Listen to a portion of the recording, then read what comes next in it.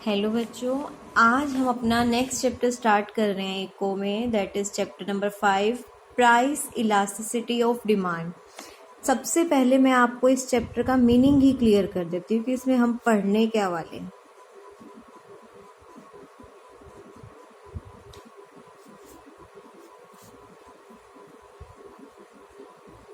ध्यान से देखिए, इसमें हम एक एक वर्ड को ना अलग से पढ़ेंगे। One thing is price, other thing is elasticity and other thing is demand. Price elasticity, price तो आपको पता है क्या होता है प्राइस, ठीक है।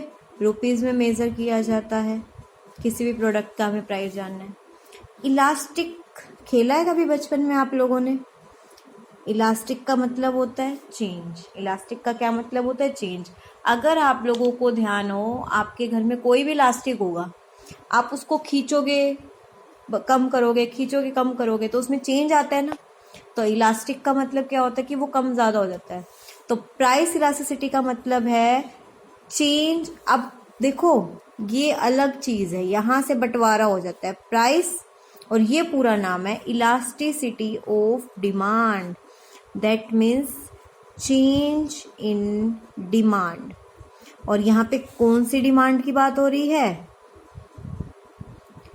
Quantity demanded, change in quantity demanded. That means क्योंकि बात हो रही है प्राइस की, अगर बात होती यहाँ पे इनकम की या प्राइस ऑफ रिलेटेड गुड्स की, तब तो था elasticity of change in demand. But बात हो रही है प्राइस की। प्राइस में चेंज होने के कारण आपको भी पता है कि डिमांड में चेंज नहीं आता, किस में चेंज आता है? क्वांटिटी डिमांडेड में चेंज आता है। दैट मीन्स जो क्वांटिटी आप स्पेसिफिकली परचेज कर रहे हो, आप उसको कम या ज़्यादा करोगे। दैट मीन्स एक्सटेंशन या फिर कॉन्ट्रैक्शन ऑफ डिमांड। समझे आप मीनिंग? तो इस चैप्टर में हम क्या पढ़ेंगे? इस चैप्टर में हमें ये पढ़ना है कि प्राइस में चेंज होने की वजह से इस पे क्या इफ़ेक्ट पड़ेगा। प्राइस में चेंज होने की वजह से इस पे क्या इफ़ेक्ट पड़ेगा। प्राइस इलास्टिसिटी ऑफ डिमांड को अगर हम फॉर्मूला, क्योंकि यहाँ पे न्यूमेरिकल क्वेश्चन आएंगे, तो इसको इस तरह से हम दर्शाते हैं, पी से price, E D elasticity of demand. इसके फॉर्मूले के आगे एक माइनस का साइन लगाया जाता है। इसके फॉर्मूले के आगे एक माइनस का साइन लगाया जाता है, जो किसको डिनोट करता है? लॉ ऑफ डिमांड को डिनोट करता है। किस चीज़ को डिनोट करता है? Law of demand. Law of demand क्या कहता है? Inverse relationship. किसको डिनोट करता है? लॉ ऑफ डिमांड को डिनोट करता है। और लॉ ऑफ डिमांड क्या कहता है? Inverse relationship. तो प्राइस इलास्टिसिटी ऑफ डिमांड के जब हम न्यूमेरिकल क्वेश्चन करेंगे तो ध्यान रखना कि उसके आगे एक माइनस का साइन होगा। वो माइनस का साइन क्या डिनोट करेगा? Inverse relationship between the quantity demanded and the price. अब प्राइस इलास्टिसिटी ऑफ डिमांड से हम मेजर क्या करते हैं? हम मेजर करते हैं पर कितने परसेंट चेंज हुआ। चेंज किस में होगा?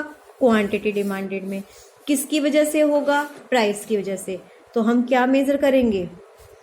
Percentage change in quantity demanded by में परसेंटेज चेंज इन प्राइस। इस फॉर्मूले का क्या मतलब हुआ? प्राइस में चेंज होने की वजह से क्वांटिटी डिमांडेड में क्या इफेक्ट पड़ा। नीचे जो चीज़ होती है ना, दैट मीन्स उसकी वजह से ऊपर वाले पे क्या इफेक्ट पड़ रहा है। ठीक है। परसेंटेज, आपकी अगर डेफिनेशन की बात करें, price elasticity of demand refers to the proportionate change कह सकते हो, या percentage change in quantity demanded due to percentage change in price. अब आई थिंक आपको इसका मीनिंग क्लियर हो गया होगा कि प्राइस इलास्टिसिटी ऑफ डिमांड में हम क्या स्टडी करेंगे? प्राइस का क्वांटिटी डिमांडेड पे क्या इफेक्ट पड़ता है जब प्राइस बढ़ता है या प्राइस कम होता है। और क्या इफेक्ट पड़ता है वो तो हमें पता है कि अगर प्राइस है और क्वांटिटी डिमांडेड की बात करें, प्राइस बढ़ रहा है तो क्वांटिटी डिमांड कम होएगी, प्राइस कम हो रहा है तो क्वांटिटी डिमांड बनेगी। वो तो ये माइनस का साइन बताएगा। वो ये माइनस का साइन शो कर रहा है कि इनवर्स रिलेशनशिप है, पर ये हमें फॉर्मूला हमें बताएगा कितने परसेंट चेंज हुआ, कितना चेंज आया, वो हमें इस फॉर्मूले से पता चलेगा। तो करें इस चैप्टर को, ध्यान से देखिए। आप लोगों की बुक कौन से सेशन की है मुझे नहीं पता, बट मेरी बुक है, अगर हम इसमें सेशन देखें तो 2014 एडिशन। तो अगर कोई भी टॉपिक रह जाएगा तो उस चीज़ की आप लोग टेंशन ना करें, हम उसको बाद में करेंगे। देखिए इस चैप्टर में हम क्या क्या पढ़ने वाले हैं, मीनिंग, और फिर उसकी मेजरमेंट, लास्ट में रिलेशनशिप एंड फैक्टर्स। तो सबसे पहले इन्होंने बोला कि प्रीवियस चैप्टर में आप क्या सीख के आए हो कि हाउ, प्रीवियस चैप्टर में तो आपने ये सीखा है कि किस तरह से चेंज आता है, किस में, क्वांटिटी डिमांडेड में किस तरह से चेंज आएगा अगर प्राइस क्या होगा, अगर प्राइस क्या होगा हमारा चेंज होगा, मतलब कि क्वांटिटी डिमांडेड कैसे रिलेट करेगी खुद के प्राइस से। तो वहाँ पे हमने क्या सीखा था, वहाँ पे हमने दो चीज़ें सीखी थी, प्राइस और क्वांटिटी डिमांडेड। अगर तो प्राइस बढ़ेगा, अगर तो प्राइस बढ़ेगा तो इसका रिजल्ट क्या होगा, क्वांटिटी डिमांडेड कम होगी, that means contraction of demand. और अगर तो प्राइस कम होगा तो क्वांटिटी डिमांडेड बढ़ेगी, that is extension of demand. यही चीज़ यहाँ पे बोली हुई है। बट वहाँ पे हमने ये बात नहीं करा कि कितना चेंज आएगा, वहाँ हमने सिर्फ बात करी है डायरेक्शन की कि कम होगा या ज़्यादा होगा। अब हम ये देखना चाहते हैं कि कितना चेंज आएगा, डिग्री जानना चाहते हैं। तो उस डिग्री को जानने के लिए हम क्या स्टडी करते हैं, price elasticity of demand. Price elasticity of demand में हम क्या मेजर करेंगे, percentage change in quantity demanded in response. In response मतलब ड्यू टू, किसकी वजह से, जो परसेंटेज चेंज आ रहा है प्राइस ऑफ ए कमोडिटी। आप नोटबुक पे जब नोट्स बनाएंगे तो आप डेफिनेशन ये लिख सकते हैं, price elasticity of a demand refers to the measurement of a percentage change in quantity demanded. यानी कि ये हमें एक मेजरमेंट देता है, यहाँ से हम ये जान सकते हैं कि कितना परसेंट चेंज आया है क्वांटिटी डिमांडेड में, किसके कारण, परसेंटेज चेंज इन ओन प्राइस, खुद के प्राइस में चेंज होने के कारण। तो मीनिंग क्लियर हो गया होगा।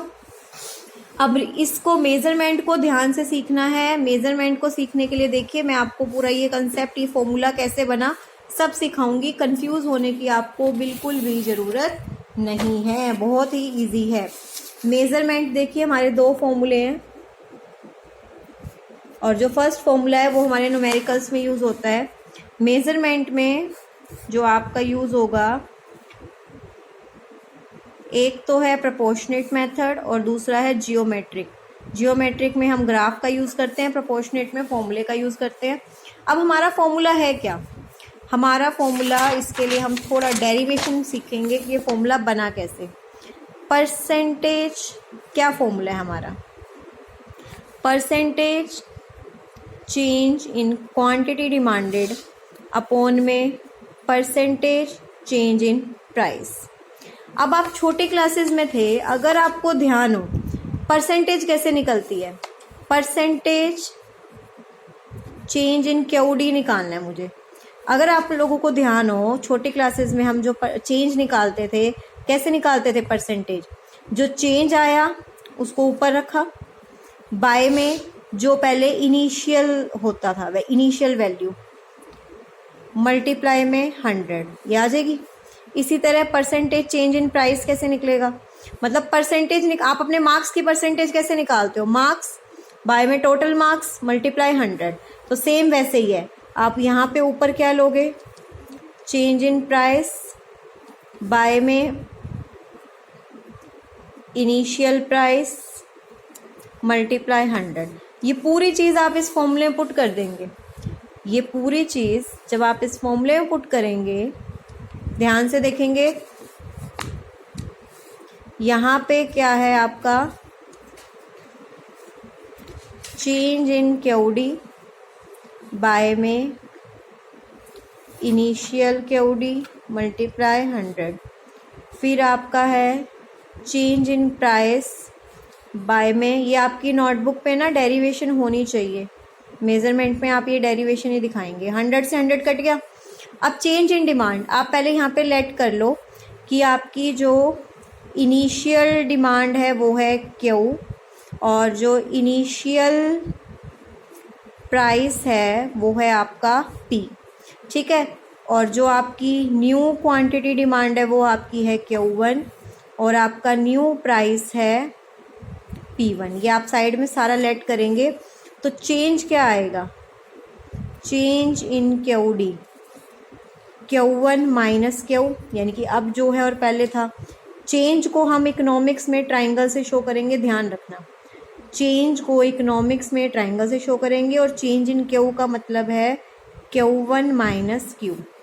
इसी तरह change in price, change in price क्या होगा, P1 माइनस P, इसको ट्राइंगल P से शो करेंगे।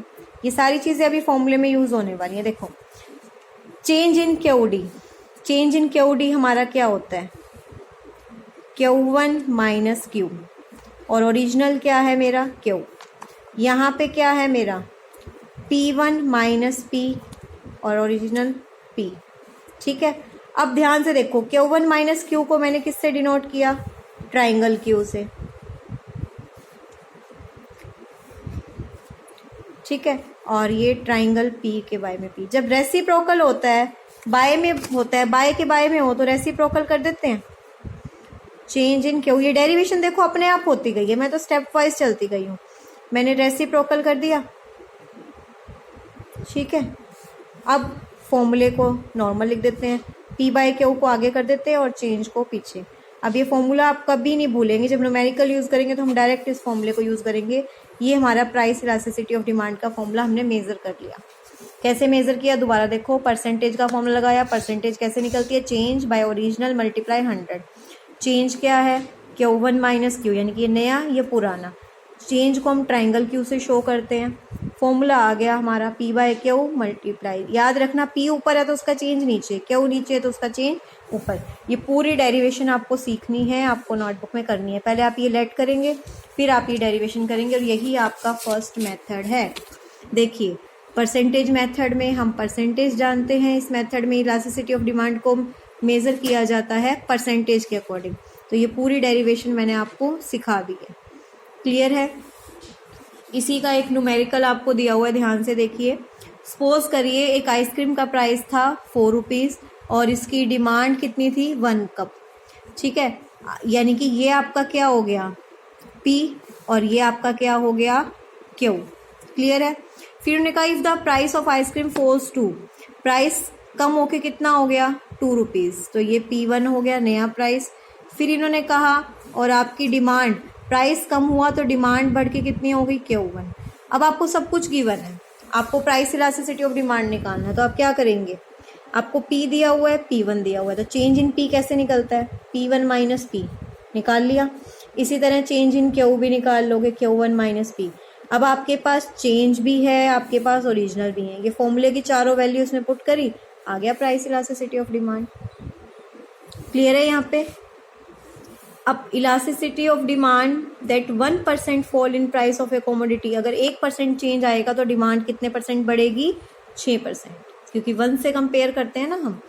अब प्राइस ऑफ ए गुड हमें P दिया हुआ है 5, कंज्यूमर ने बाय करी 20 यूनिट्स, प्राइस चेंज हो गया 7, यानी कि P1 दिया हुआ है, क्वांटिटी डिमांडेड हो गई Q1, वही चारों चीज़ें गिवन है और निकाल ली।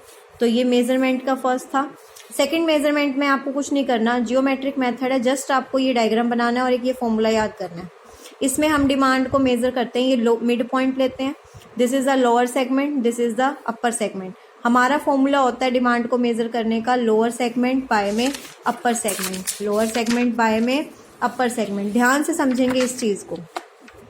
जो मैंने मिड पॉइंट लिया था वो 2 हिस्सों में इक्वल बांटा गया, यानी कि जब मैं लोअर सेगमेंट इसको इससे डिवाइड करूँगी, दोनों इक्वल हैं, कट के 1 आ जाएगा। Pn नीचे वाला हिस्सा क्या है Pn, ये दोनों इक्वल है, कट के 1 आ गया। अब बाकी पॉइंट्स में मेजर करती हूँ, पहले आप ये 2 पॉइंट समझ लीजिए, जहाँ पे ये टच कर रहा है और जहाँ पे ये टच कर रहा है। लोअर सेगमेंट तो कुछ है ही नहीं, 0। ध्यान से देखिए, लोअर सेगमेंट कुछ नहीं है, ये 4th पॉइंट है।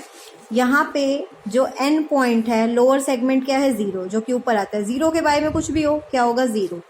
इसी तरह m पॉइंट पे इलास्टिसिटी निकालना सीखो। अपर सेगमेंट क्या है 0, जब बाय में कुछ हो तो इन्फिनिटी। तो ये पॉइंट तो आप तीनों क्लियर हो गए होंगे। अब एक लेते हैं इनके बीच में, एक लेंगे इनके बीच में। ए पॉइंट पे देखो लोअर सेगमेंट क्या है, ए से लेके एन, और अपर सेगमेंट ए एम। अब जो ए से लेके एन है वो बड़ा है ना, जब ऊपर वाला बड़ा होगा, मानो 8/5 है, जब आप इसको डिवाइड करोगे तो आंसर 1 पॉइंट समथिंग आएगा ना। यानी कि जब ऊपर वाली चीज़ हो तो इलास्टिसिटी ऑफ डिमांड क्या होएगी, मोर देन 1। जब ऊपर वाली चीज़ क्या होती है, डिवाइड में बड़ी होती है। इसी तरह नीचे वाले में आ जाओ, इसमें लोअर सेगमेंट क्या है बी एन। जो ये बी एन है ये छोटा है बी एम से, अगर 5/8 है तो ये डिवाइड करके 0 पॉइंट समथिंग आएगा। दैट मीन्स इसकी इलास्टिसिटी ऑफ डिमांड क्या है आपकी, लेस देन 1 है। तो इसमें आपको क्या करना है, इसमें ये लिख के ये डेरिवेशन करेंगे, दो न्यूमेरिकल कर लेना। जियोमेट्रिक मेथड में आपको कुछ नहीं करना।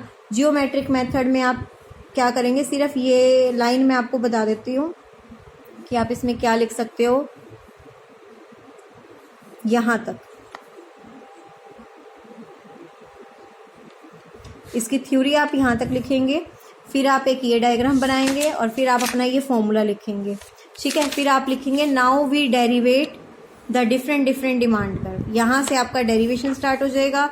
आप इस डायग्राम को बनाएंगे और ये सारा करेंगे, ये 5 पॉइंट के आपके कैसे निकले। क्लियर है? जिसके पास बुक नहीं है देख लो, वो इस पेज का स्क्रीनशॉट भी ले सकते हैं। तो हमारे 2 मेथड हो चुके हैं। इसके बाद हमारा रिलेशनशिप और हमारे फैक्टर्स रह जाएंगे और फिर ये चैप्टर कंप्लीट। तो ये 2 टॉपिक आप लोगों को अच्छे से करने हैं। Okay, thank you.